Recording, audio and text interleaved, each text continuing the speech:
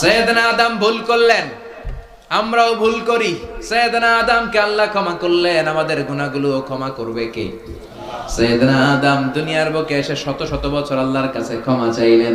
আল্লাহ বললেন, আদম তোমাকে কয়েকটা কালিমাত বাক্য আমি শিখিয়ে দেই, এই বাক্যগুলো দিয়ে অনুতপ্ত হয়ে ক্ষমা চাও, ক্ষমা করে দিব।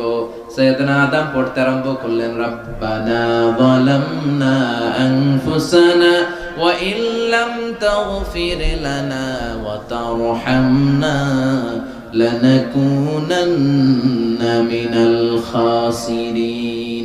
আল্লাহ পাপ করেছি, অন্যায় করেছি, ভুল করেছি, তুমি যদি মাফ না করো, মাফ করার কেউ নাই, ঠিক কি না? লানাকুনান্না মিনাল খাসিরিন, আল্লাহ আমরা ক্ষতিগ্রস্তদের মধ্যে অন্তর্ভুক্ত হয়ে যাব। এজন্য সাইয়েদনা আদম আলাইহিস সালাম যা করলেন ওই পদ্ধতিতে আমাদেরও তওবার দরকার আছে না নাই? তওবা কবুল হওয়ার জন্য কয়েকটা শর্ত আছে, শুনবেন। এক নাম্বার